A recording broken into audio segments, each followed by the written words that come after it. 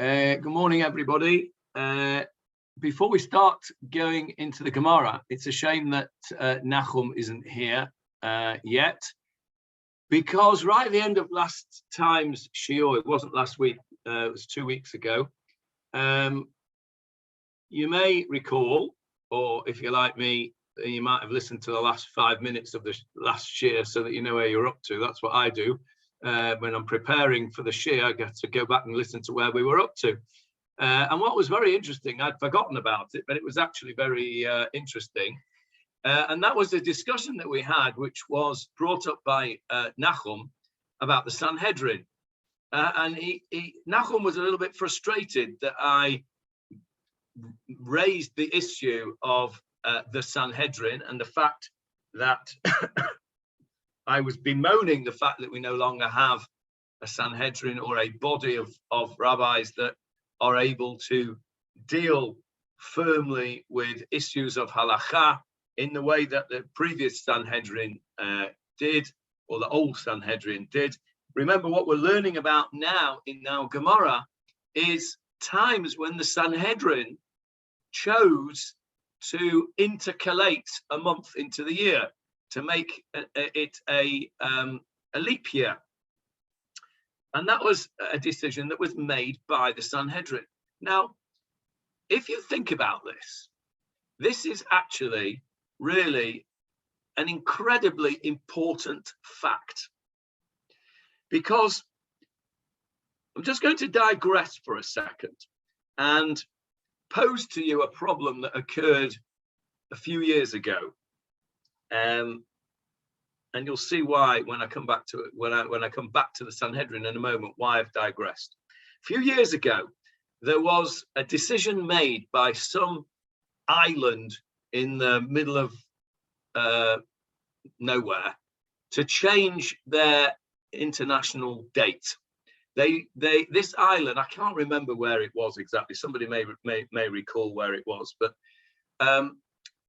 this island was on one side of the international date line, and it decided to make itself on the other side of the international date line for trade purposes.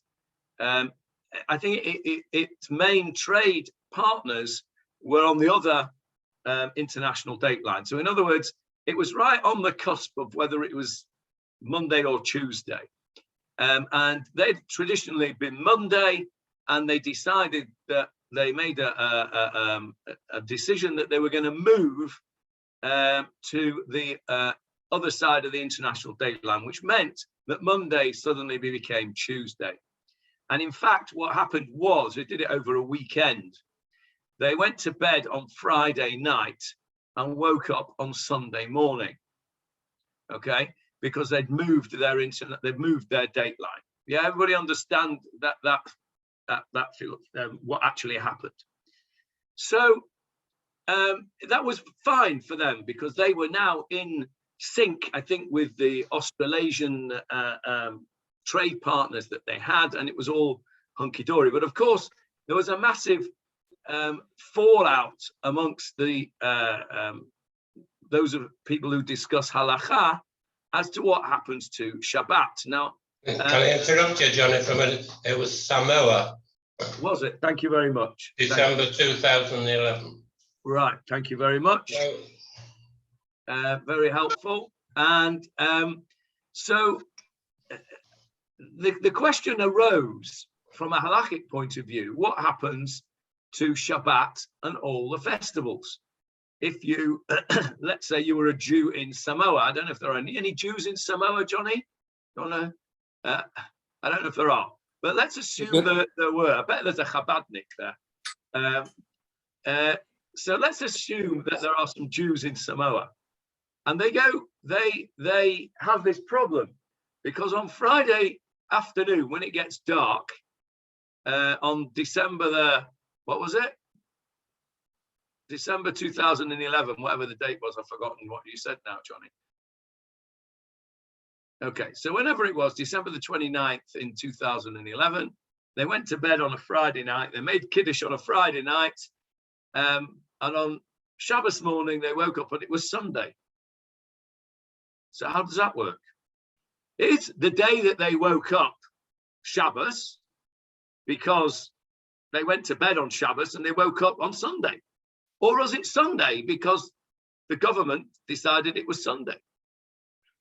So it was a very a difficult halachic problem that obviously it was more of a theoretical problem, because I don't think there is a huge community of Jews in Samoa.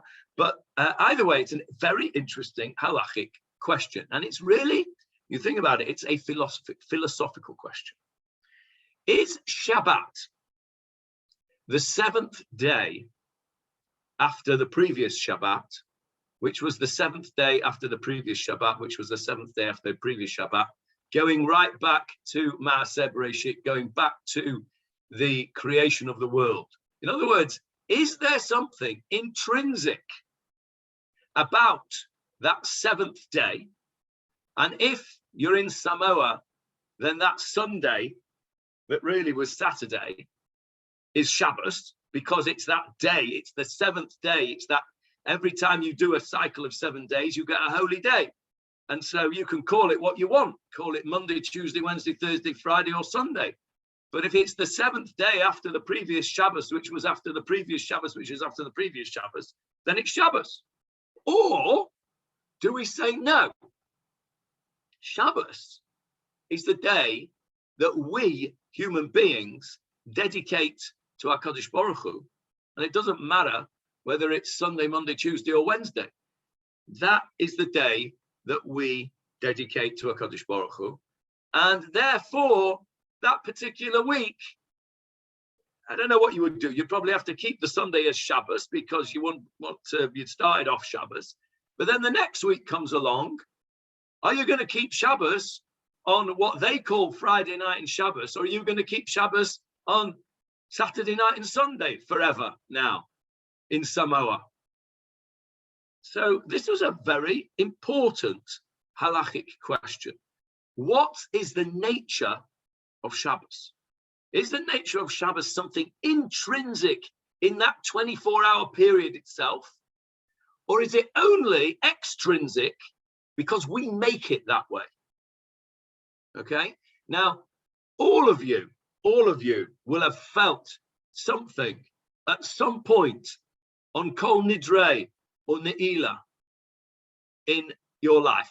There's no Jew, I don't believe there's any Jew that's gone through his life who's not felt some kind of inspiration of some sort on a Yom Kippur, even once.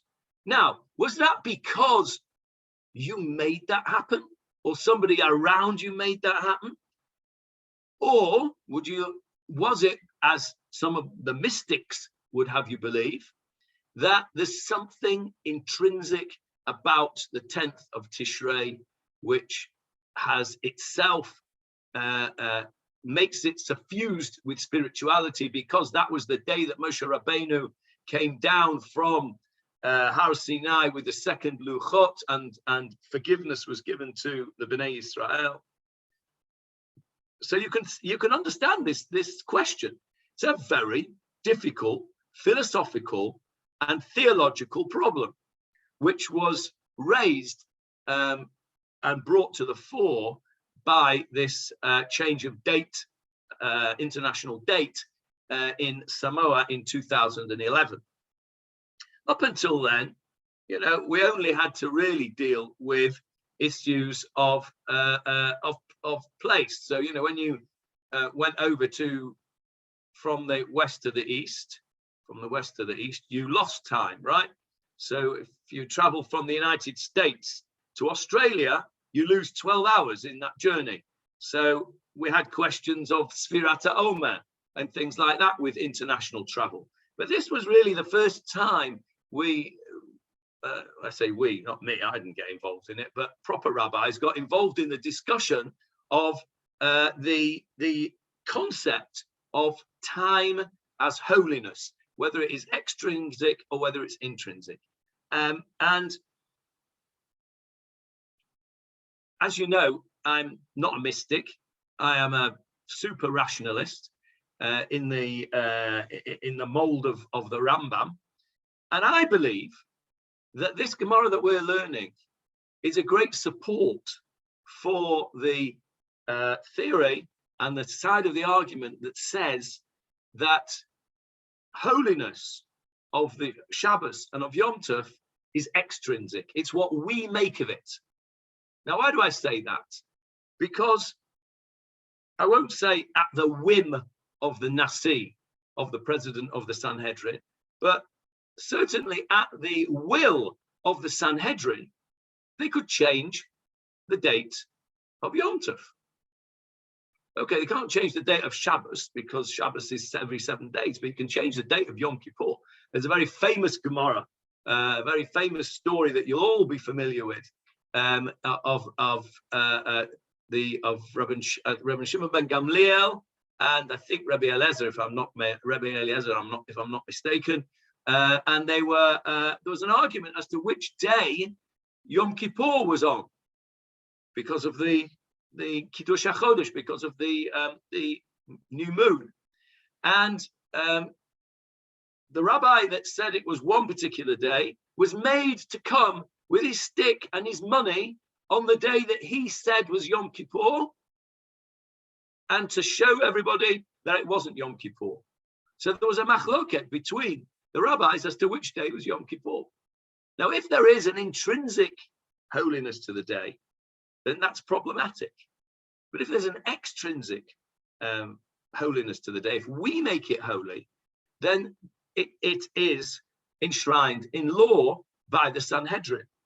Now, the Sanhedrin here, as we learned last week or last time, we learned that the Sanhedrin can add an extra month in if it's too rainy, if the bridges are no good, if the roads need repairing, completely extrinsic factors. They can add another month into the year, which would mean that Pesach would be a month later, which would also mean Yom Kippur would be a month later, right? So if, let's say, you're thinking about this, I'm the Sanhedrin and I say, yes, no, I can't make my mind up. Shall we have an extra month? Shall we not?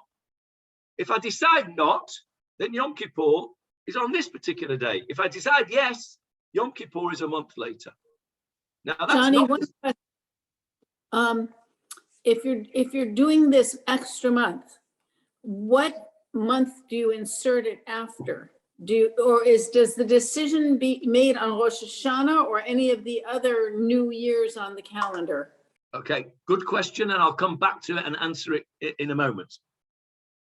So the decision as to whether to add in or not to add in has dramatic effect.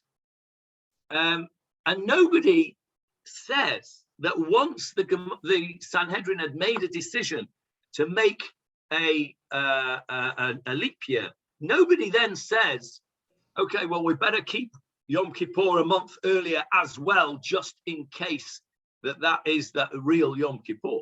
No, once that decision is made by the Sanhedrin, that's it.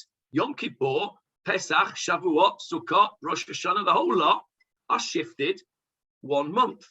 And the day that it falls on, those are the days that are the holy days. So it seems to me clear that from what we're learning in our Gemarah, the holiness of the Jewish calendar, notwithstanding the fact that we bolt onto it things like the fact that Moshe Rabbeinu came down on the 10th of Tishrei. The question is, when was the 10th of Tishrei? Those are secondary issues. The main point about the Chagim, the main point about Shabbat is that we, the people, make the holiness. And this is why the Sanhedrin was so important.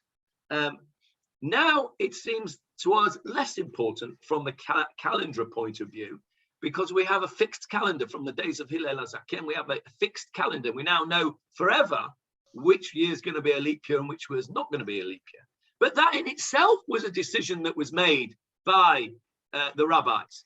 So you can see, whichever way you look at it, the decisions of the rabbis of the Sanhedrin had a massive effect on the life of the people. It was absolutely crucial to the life of the people. Yes, Johnny. Did they not do it to make Pesach come in the springtime. Okay, so what we're learning at the moment are all the reasons why the Sanhedrin might have added in a month. The primary reason, as you say, the primary reason is that Pesach has to be in the spring. Yeah, Pesach has to be in the spring. It's called Chag HaAviv. It has to be when the barley harvest is ripe, because they have to bring the first fruits of the barley on the second day of Pesach. Pesach can't be in the winter or the autumn or the height of summer. It has to be in spring. We have to get the Sanhedrin then, because in 2,500 years, the Pesach is not going to be in the spring anymore. Correct. That's why you had to have a leap year. That's why you have to have the leap year. Now we've got a cycle which has been worked out for us forever. That But, 7 but in times in every 2,500 19-year years, cycle. yeah, but in 2,500 years, unless we add, unless we add or subtract an extra month, Pesach is no longer going to be in the spring. Yeah, well, that's why we do it. We add a month. We add an extra month every few years. Like this year. Yeah, no, but even with the fixed calendar. Okay, because we've got the extra tiny little bit. Well, that's right. That's in the Gregorian calendar. That's why the leap years are every 4 years, except in a century year. In the century year, it's not a leap year because it's not doesn't work out exactly. But in it's all worked out. Don't worry, Michael. They did it. I won't be here in 2,500 years, so it's not going to be a problem. Not our problem, but they won't be a problem either. They've got it covered with the calendar. If Jeremy Stanton was here, he'd be able to explain it to you in excruciating detail. But it's fine. You're right. You're right. In concept, you're right, but in practice, they've got it sorted.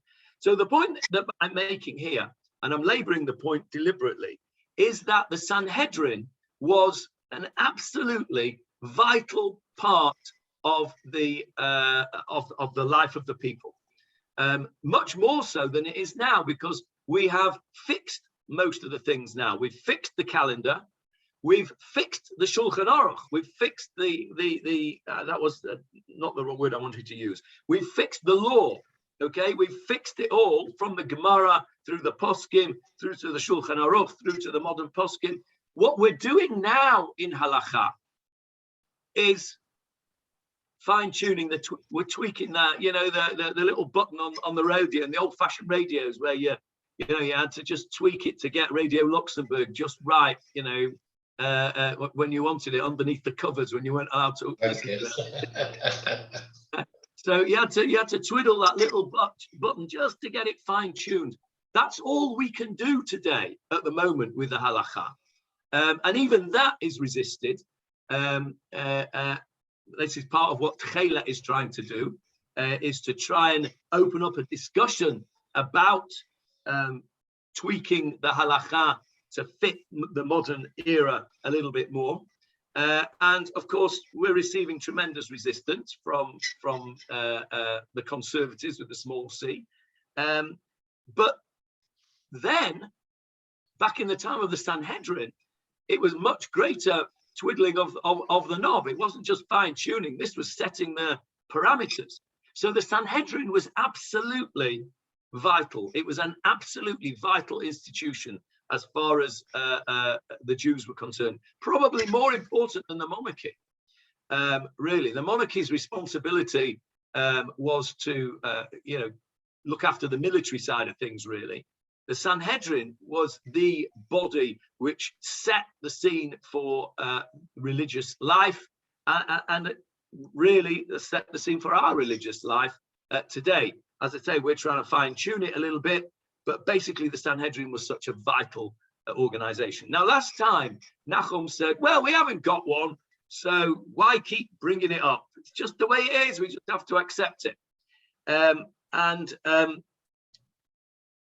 So I said we didn't have time to go into the big discussion. Sharon actually raised the point as well at the end of last time's shiur about. Oh, let me answer Sharon's question first about when the month is inserted. The month is inserted after the month of Adar. A second Adar is put in. So if we start with Nisan as the first month, which in itself is a bit strange because, of course, Rosh Hashanah is in Tishrei, which is the 7th month, because there are all sorts of different New Years. But New Year for the month, Rosh Chadashim, the first of the months, is Nisan. Nisan is month 1. Nisan Iyar is month 2, etc. Tishrei is month 7. Adar is month 12. When they needed to add on another month, it became Adar Sheni. You had a second Adar, so that's where the month is put in. So this year is in fact a leap year, and we will have a second Adar. Now, the slightly counterintuitive thing is that the second Adar becomes the main Adar. Intuitively, you would think that the thing that you add on is the add-on. Actually, the thing that you add on becomes the main Adar. What do I mean by the main Adar? Well, we have a festival in Adar, we have Purim. So you would think, intuitively, you would think that Purim would be in the first Adar, and the second Adar is just an extra month, just to push off Pesach by a month. In fact, that's not the case. Purim is in the second Adar, and the first Adar, as it were, is the inserted Adar. It's a little bit counterintuitive, but that's the way it is. Similarly, somebody who has a yortzeit in Adar, if it was in a simple year, in other words, it was not a leap year, and let's say somebody's yortzeit is the 3rd of Adar. In a leap year, you keep the second Adar. You keep the yortzeit on the 3rd of the second Adar, not the first Adar. Again, a little bit counterintuitive. You would think it would be the first Adar that you would keep it, but the halacha is that you don't. So, and there's all sorts of reasons for that because of the 4 parshiot that you have with the Megillah and with Parshat Shkalim and all that stuff. It just works out better that the extra month is the first Adar.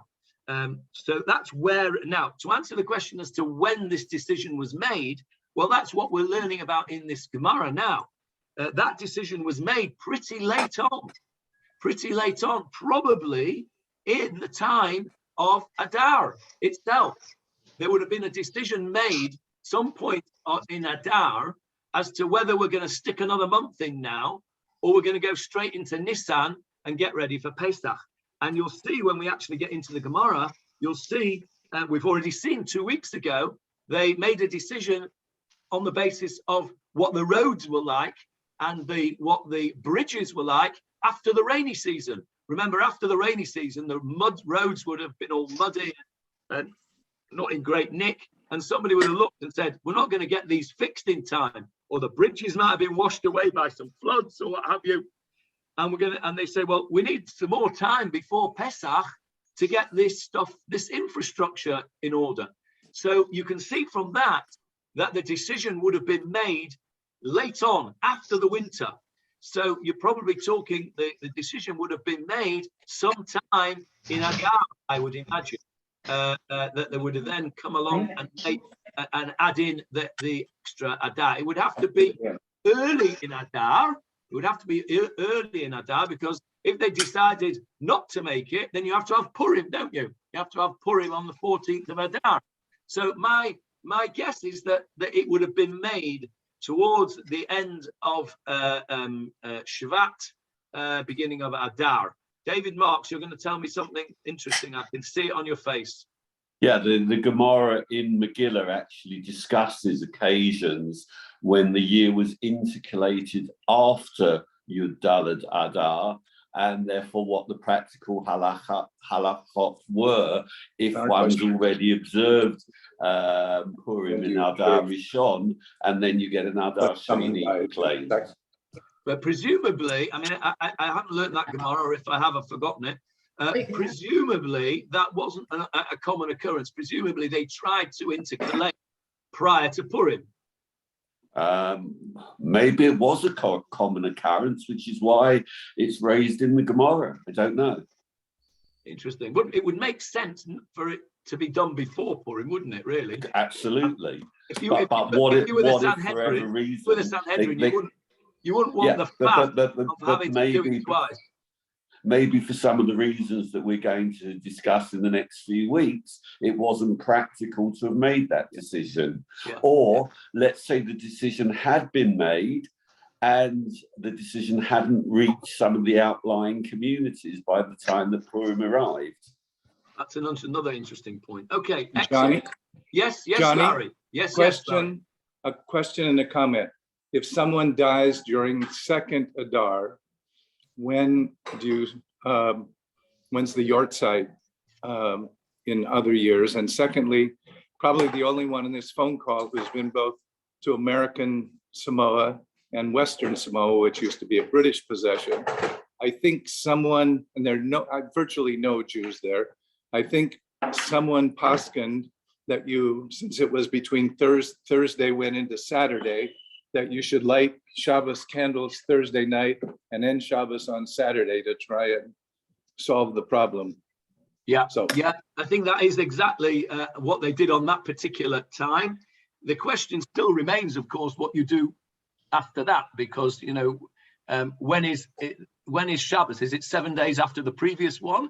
In their situation, it's going to be 6 days after the previous one. But yes, that's correct. Now, to answer your question about the Yortzeit, somebody who has a Yortzeit in the second Adar, in a regular non-leap year, they keep the Yortzeit in the Adar itself.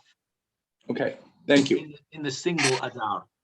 And if you have Yortzeit on the first Adar, like I have, you keep it in the second Adar this year. If you have Yortzeit in the first Adar of a leap year, in other words, if your relative died in a leap year, then you would keep it in the first Adar. But if your relative died in this only single Adar that there was, then you would keep it in the second Adar. So in other words, the only people who have Yortzeit in Adar Rishon in a leap year are people whose relatives died in Adar Rishon in a leap year. Okay. What about bar mitzvahs? Okay, now that's a good question. Very good question, because in a bar mitzvah, of course, we're talking about 13 years and 1 day. So theoretically, you could argue that a year is 12 months.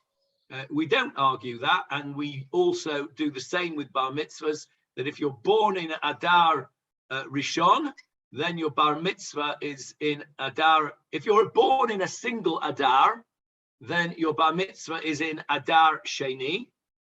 If you're born in a leap year in Adar Rishon, then your bar mitzvah is in Adar Rishon. Same as the Yortzeit.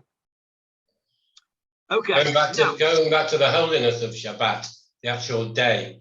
Ravido said he tried when they were in yeshiva, Matt, I told you this before, to make Shabbat on a Tuesday.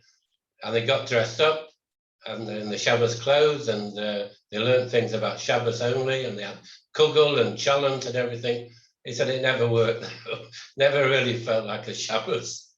Yeah, but they really did the best to try it out. And I think if that was a medical experiment, that would not pass the first grade of being tested as a proper study, because of course there was no double blind. They all knew it was Tuesday, right? In order to do that experiment properly, you'd have to disorient people completely, and so that both groups of people did not know what day it was, and then do that experiment. They knew full well it was Tuesday, and therefore it didn't work. But yeah, I do remember him telling us that story. Right. Okay. So we've established now, I think it's an interesting discussion. We've established the importance of the Sanhedrin. And I briefly spoke last week in answer to Nachum's question about the attempts in the last 2,000 years, not quite, the last 1,700 years, to revive the Sanhedrin. And there have been 5 significant attempts over the centuries to revive the Sanhedrin. 3 of them in the 20th century. No, sorry, 2 of them in the 20th century and 1 in the 21st century. I'm not going to go into it in detail now because I do actually want to learn a little bit of Gemarah with you. But if you go into Google, go into Wikipedia, and I'll send out a link, actually. I'll put it now. I'll put the link onto the Sanhedrin group now. Where is it? There it is.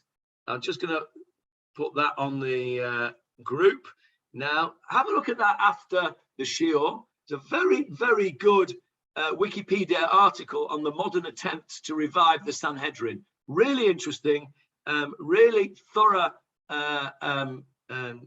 treatment of the issue, and I definitely recommend reading it. It's only a page and a half, I would say. Very, very interesting. Have a look at that. And I think once you've seen that, it's a shame Nachum's not here. Maybe he'll listen to the recording. I think we can see from the attempts to re-establish the Sanhedrin just how difficult it will be, and I don't see it getting any easier. But it is difficult. But I believe that it is a vital thing to do. Ultimately, sooner or later, probably later rather than sooner, it has to happen, because we can't be continuing to live in the past and as the future gathers pace. Even in the 21st century, the future has gathered pace so fast that we are having to have things like Techelet and things like Machon, what's that called? The Shabbat place, Machon Tzoah, to deal with problems of the conflict between ancient halakha and the modern world. So the Sanhedrin is a very, very important feature of Judaism, and it's my fervent wish and hope that at some point in the future there will be another Sanhedrin. If you have a look at the Wikipedia page that I've said, I just want to go through one point with you, which I think was probably possibly the opportunity, the best opportunity we have. And there was an attempt by Rabbi Yehuda Leib Maimon in 1949. He was a leader of the religious Zionist movement. He was the first minister of religion in the state of Israel. In 1949, he made a proposal to make the chief rabbinate of Israel into the Sanhedrin. Now stop and think about that for a second. That was the time to do it. A bit like in 1967, we've discussed, haven't we? The 1967 Har Habayit Biyadenu. That was our opportunity to blow up the Al-Aqsa Mosque. Oh, I better not say that in public. Hope nobody listens to that on the YouTube. But that was the opportunity to rebuild the Beit HaMikdash, let's say, right? That was our opportunity. Rav Goren said to Mother Gur, come on, let's do it.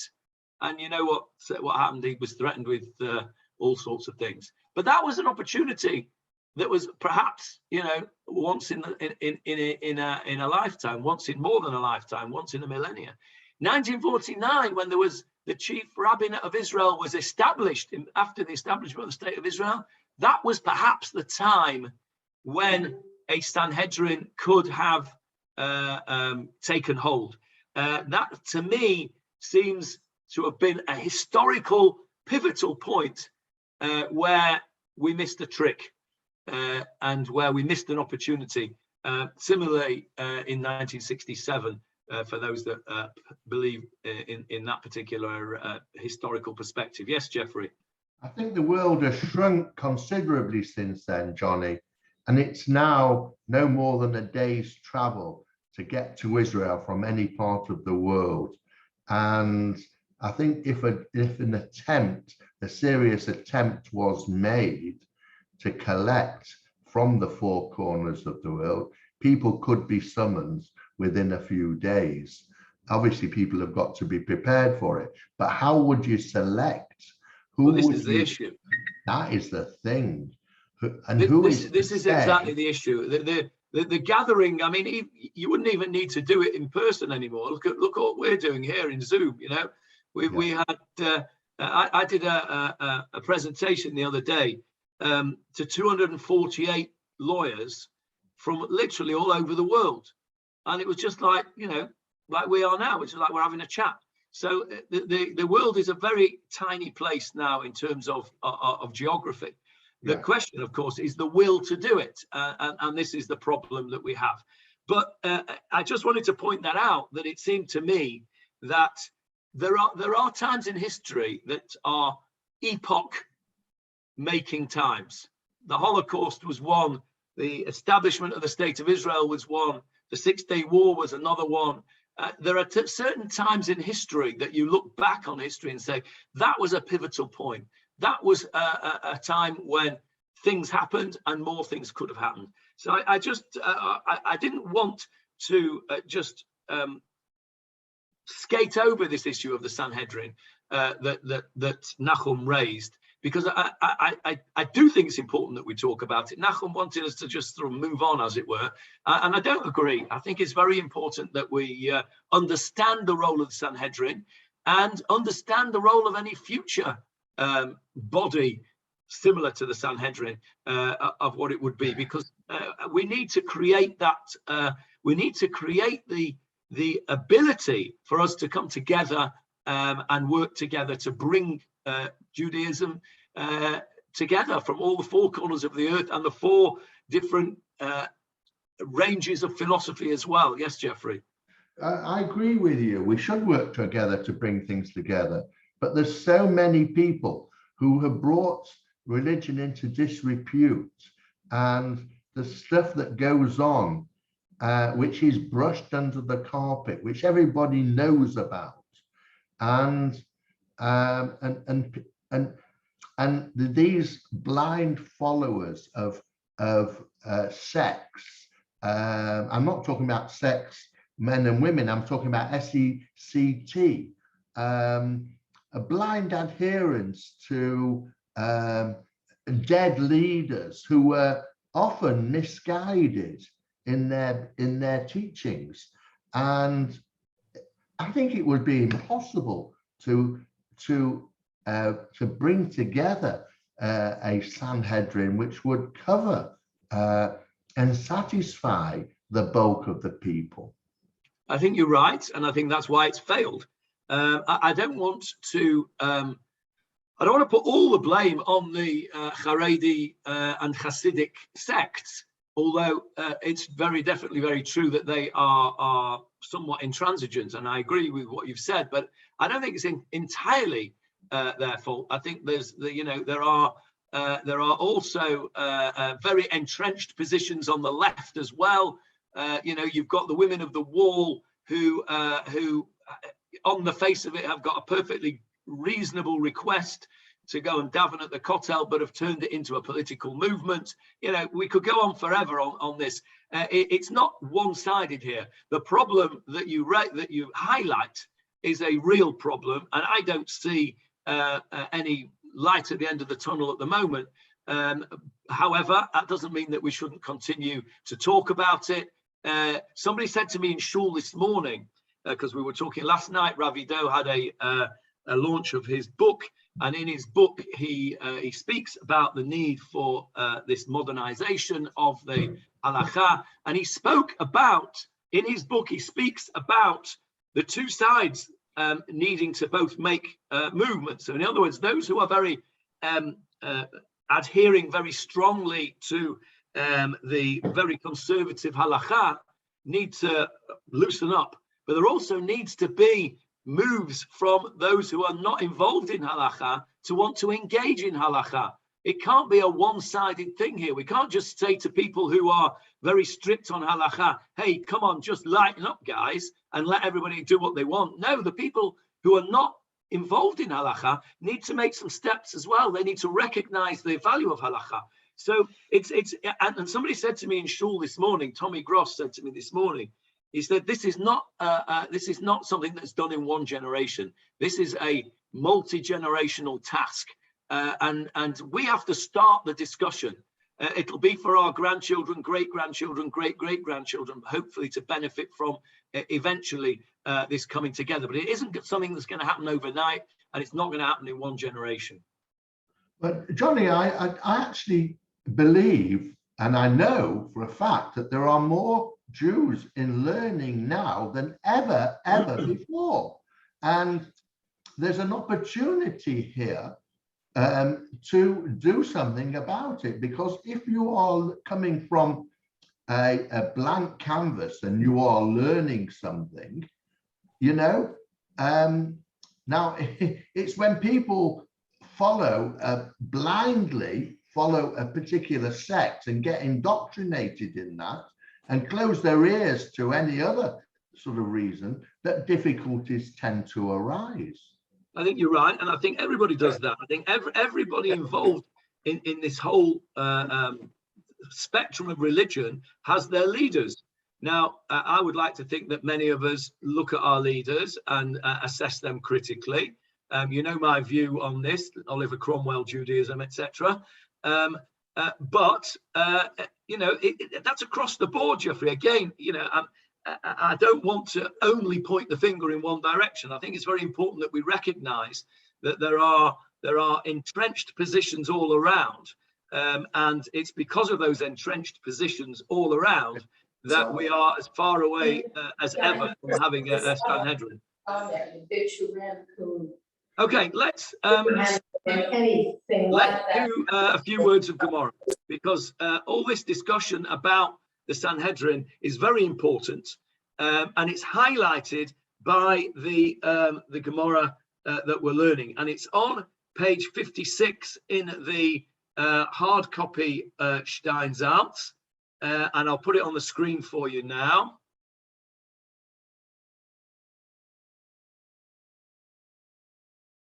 Okay. Can you see the screen? Yeah. Okay. So we are over here. Last time we talked about they would make a leap year, intercalate a year if there was damage to the roads or the bridges, or the ovens. Remember, there were the ovens that were also used for the Paschal offerings, which was a very interesting discussion we had, if you remember, because of course the Korban Pesach has to be roasted. So presumably it was roasted over fire and then put in the oven to keep it hot after it had been roasted over in the fire. If the ovens weren't fit, then that had to be taken into account. And if it was people had not yet left their homes and they couldn't get there for whatever reason, then we did not intercalate a year, because they should have left earlier. However, if they left their home in time and some problem arose, I don't know, there was a problem with the journey, that a huge amount of people from the north, let's say, couldn't get there because Kvish 6 was broken down or something, then they would postpone it. So you can see that this was at the discretion of the Sanhedrin. And we're going to learn a little bit more now about things that they would and would not take into account when deciding whether to intercalate a year. And we're over here, Tanu Rabbanan. The Rabbanan taught, Ein ma'abrin et hashana, we do not intercalate the year, lo mipnei hagdayim, velo mipnei hatelaim, not due to the gedayim. The singular of that is gedi. Gedi means a kid. What kid are we talking about? Talking about a kid goat. Because of kid goats, or mipnei hatelaim. Telaim are another word for lamb. The main the word used for lamb in Hebrew is what? Keves. Keves. Keves. Nachon, keves. But tleh is also a lamb. Telaim are lambs. So why would the Sanhedrin want to even consider intercalating a year because of the young goats and the young lambs? Well, the Steinsaltz translation gives you the answer. To allow them to grow larger before they're to be sacrificed as paschal offerings. Now, there were certain things that the Korban Pesach had to be. Let's have a look at what they are. You'll find the story of what you're meant to do in the chapter, in Parashat Bo, in chapter 12 of the book of Shemot, and it is here on the screen for you now. And this is a very famous piece of Torah that you will all be familiar with, because it is the very first mitzvah given to the Jewish people as a whole, to the people of Israel as a whole. Leon, chapter 12, verse 1, please, and beyond. Hashem said to Moses and Aaron in the land of Egypt, saying, "This month shall be for you the beginning of the months. It shall be for you the first of the months of the year. Speak to the entire assembly of Israel, saying, on the 10th of this month, they shall take for themselves, each man, a lamb or kid for each father's house, a lamb or kid for the household. But if the household is too small for a lamb or kid, then he and his neighbor who is near his house shall take according to the number of people. Everyone according to what he eats shall be counted for the lamb or kid. An unblemished lamb or kid, a male, within its first year shall it be for you. From the sheep or goats shall you take it." There we go. Stop there for us. Okay, so the important feature there is verse 5. The Korban Pesach, which is what this is talking about, had to be a male lamb or kid in its first year. And so if you have Pesach early, right? Like we said before, Pesach's never on time. It's either oh, Pesach's early this year, or oh, Pesach's late this year. Nobody ever says Pesach's on time this year. But if you have Pesach early, then what's going to happen with these lambs is that they might be a bit small. They haven't yet grown enough. And so you might want to give another month's growing time for the lambs so that a big family has got enough lamb meat for the Korban Pesach. So that's the thought behind the Gemarah. Let's go back to the Gemarah. Let's go back to the Gemarah.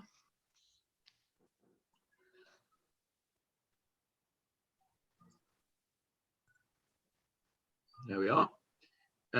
Right, so the Gemarah says, we do not take into account the fact that they may be small to allow them to grow larger before they're sacrificed as paschal offerings. Why not? Seems like a reasonable reason to me. Why should you not use that as a reason for extending the year by a month? Leon's got a smug look on his face because he knows the answer. Come on, Leon, what's the answer?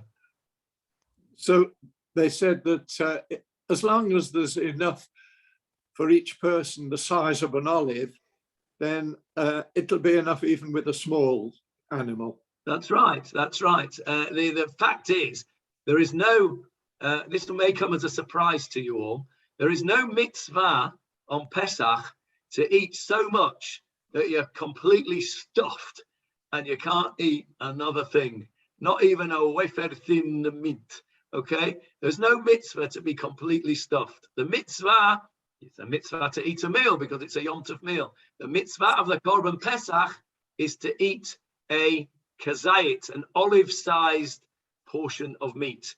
So we're not too worried about the fact that the lamb might not be big enough. The lamb is going to be big enough for an olive size for everybody.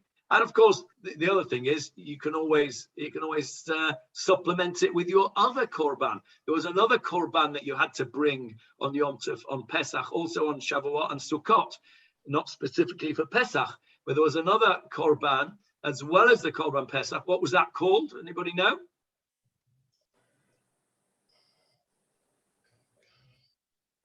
So the sin offering? No, it wasn't a sin offering. It was called the Korban Chagiga, from the word Chag. It was a festival offering, and that was, in fact, if you look at our Seder plate, what do we have on our Seder plate? We have the Zeruah, right? The bone, the shank bone. If you're a Sephardi, you have a dirty, great big shoulder of lamb or leg of lamb. If you're a Ashkenazi, you have a pathetic little fligel, or a little pathetic little gorgel, a little neck, a chicken's neck on the thing. But that is to remind us of the Korban Pesach. And then there's something else on the Seder plate, isn't there? There is the maror, the bitter herbs, and there is something else. What else is there? There's a charoset. That reminds us of the mortar that they had to use to make the bricks. And then there is Beitza. the beitza, the egg. What's that symbolic of? The destruction of the temple. Yeah, it could be, because it's a sign of mourning, the egg, that's right. But it's also symbolic of the Korban Chagiga, of this festival offering. So what would happen was, in the time of the Beit HaMikdash, you would bring two offerings. You would bring your Korban Pesach, which was a specific animal of a male lamb or kid of less than 1 year with no blemishes, as we just said. You had to be appointed on that. In other words, you had to, register for it. Like you have to register for your Shabbaton meal when you go to, when you register, you have to be fixed on that. And that you had to have a kazayit. You had to have an olive-size meal. You could have more. You had to have at least an olive size. Then there was the Korban Chagiga that you'd bring, a separate offering, and that you would sit down and have a good fresh. You would eat a big shtick flesh from that, and that would be your main meal. The Korban Pesach was not your main meal. Remember, you had, one sec, Leon, I'll come to you in a sec. Remember the Korban Pesach, which we have as the Afikoman as our reminder of it. The Korban Pesach was eaten after the meal, in the same way as the Afikoman was eaten after the meal. The main meal was not the Korban Pesach. The main meal was the Korban Chagiga. So the Korban Pesach only had to be a kazayit, only had to be an olive size. So therefore, it didn't matter if the lambs were a bit on the small side. We didn't need to, the Sanhedrin didn't need to add in another month to wait for them to grow a bit bigger. Yes, Leon? There's a problem even with the kazayit, though, isn't there? Because I remember a shiur that you gave going back a couple of years, where we discussed how big an olive was in those days. Yeah, I think you started talking about olives being quite big, and you couldn't get that from a small lamb. Okay, good point. The how big is a kazayit question is one of my favorites, and Bli Neder will revisit the how big is a kazayit shiur before Pesach. One opinion, it's based on ignorance, and I don't mean that in a derogatory way. I mean factual ignorance. The European commentators held that the olives were the size of footballs, right? Huge kazayits, which is why many groups of people, when it comes to eating an olive size of matzah, eat a matzah and a half, a machine matzah and a half, because they say, well, olives were bigger back then. They were like the size of footballs. So you're right. If you go according to that opinion, we might need to wait for them to be a bit bigger. And so therefore, next time I give that shiur, I'll bring this Gemarah as a proof that a kazayit is not the size of a football. Because if it was the size of a football, then the Sanhedrin might have wanted to make a leap year to allow the animals to grow bigger. But as you said before, we're happy with the kazayit, Kazayit's not the size of a football. The kazayit, an olive size is the size of an olive. An olive is an olive is an olive. And therefore a small animal is good enough. Thank you, Leon. I shall add that to the next time we give the how big is a kazayit shiur. Right, so we don't wait for the animals to grow at Pesach time. Next, can I just ask you, Johnny? I was yes, concerned that if you added the 30 days, then some of these animals would be out of the first year. So it would depend on when they were born in the year. Again, that brings us around to the question of what is a year. It's the same with the bar mitzvah question, isn't it? When is a year not a year? Is a year 12 months, or is a year Nisan the 14th to Nisan the 14th? And if you happen to have an Adar Sheni, then that year is 13 months. And I think the answer is that it is month to month. So if that year is 13 months, then the ability of, I also thought of the same question, Avram, that it won't go over its sell-by date because the sell-by date will be extended by the year, because in effect, what you've done is you've made Adar into a 60-day month or a 59-day month. You just happen to have called it Adar 1 and Adar 2, but really you've just made it 1 month. So you're right to raise that question, but I think they sort of wheedle out of that by that method. Okay, let's just do a little bit more. V'lo mipnei hagozalot shelo perchu, and not because of the fledgling doves who have not yet developed sufficiently to fly. Now then, what's all going on about that? What are we talking about here? Anybody have any idea what this is all about? Why are we interested in fledgling doves?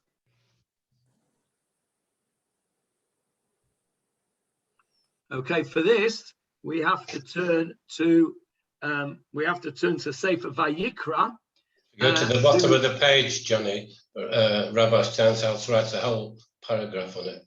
Correct. And I haven't read it, but I can see so it. where do you think I got Vayikra 12 from?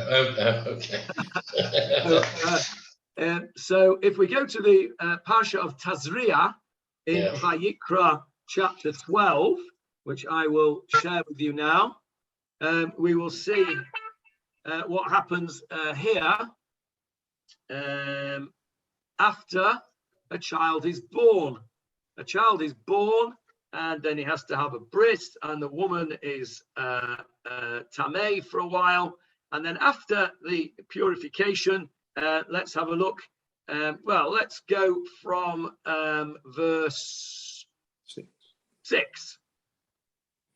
Upon the completion of the days of her purity, for a son or for a daughter, she shall bring a sheep within its first year for an elevation offering, and a young dove or a turtle dove for a sin offering to the entrance of the tent of meeting to the Kohen.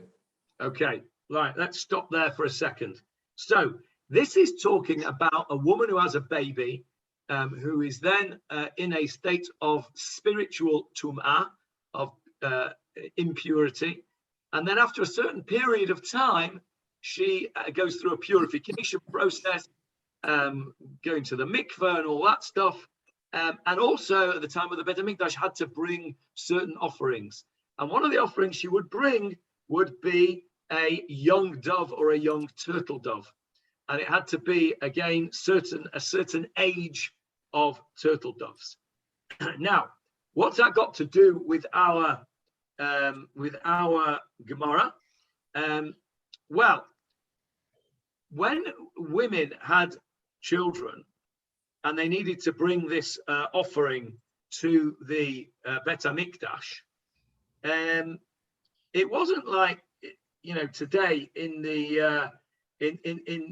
from here you can get to Yerushalayim, if you're lucky, in an hour and a quarter, and if you're not lucky, you can get in 2 hours.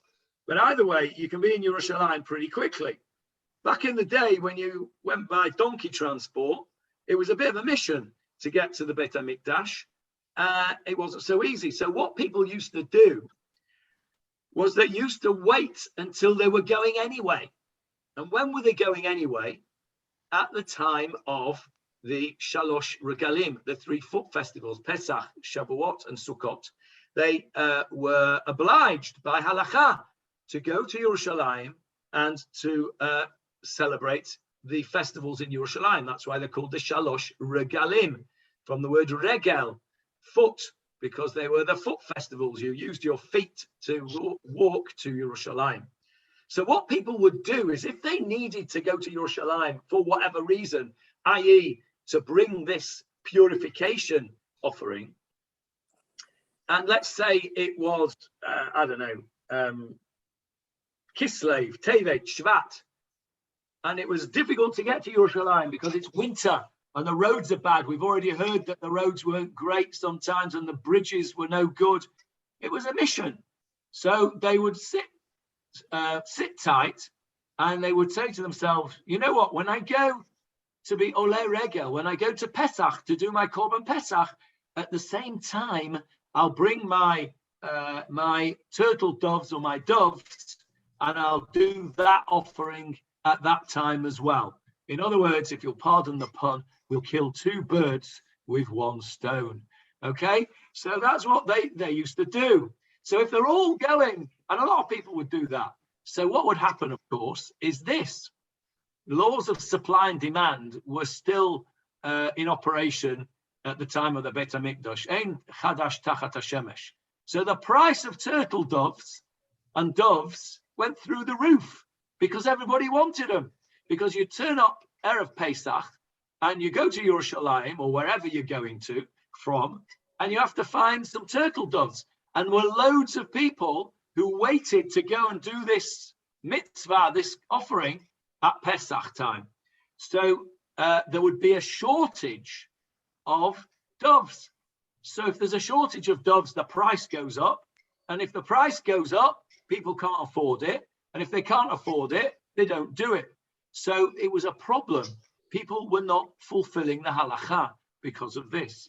So it would have been a possibility that the Sanhedrin might have thought, you know what, this is a problem. We're going to wait another month so that there'll be more of these doves, a greater supply of doves at that point of year who were able to fly and would fit the criteria for the offering, and therefore there wouldn't be such a shortage, and therefore there wouldn't be such a price hike, and therefore the people would not fail to do the mitzvah. But they don't do that. That was one of the things they said, no, we're not going to take that into account, except that they did. Okay, we've just said that they don't take into account the lambs and the kids and the fledgling doves. Aval osin otan sa'ad lashana. However, they can be, as if you like, supporting evidence, supporting reasons. In other words, on their own, there is not sufficient there for the Sanhedrin to say, right, it's a leap year. However, we'll learn next week, please God, that it wasn't a simple question of one reason and we're in. No, there were certain reasons that were definite, like what Johnny said right at the beginning. Pesach has to be in the spring. No messing. If there's a question that Pesach might not be in the spring, leap year.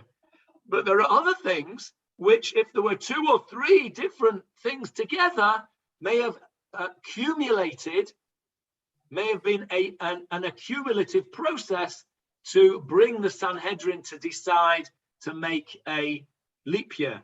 And these things were not sufficient on their own. They weren't Premier League reasons, but, you know, they were second division reasons, and a few of them together may have brought a decision to the fore. And we'll go through that next year. Next week. We're out of time because we spent so long on the Sanhedrin, but I hope that it wasn't wasted time. I hope it was food for thought. at least I managed to get my pun in about 2 birds with 1 stone before the end of the shiur. Any questions before we stop there? And then we'll carry on. Next time we'll begin with the word here, Ketzad. How does this work?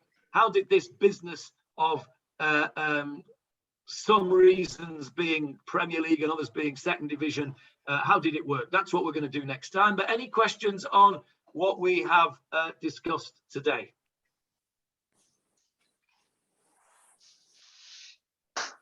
No questions? Okay, time to go. Shavua Tov for the rest of the week. Shabbat Shalom for the coming Shabbat. Shabbat Thank you. shalom. Thank you, Johnny. Shabbat shalom.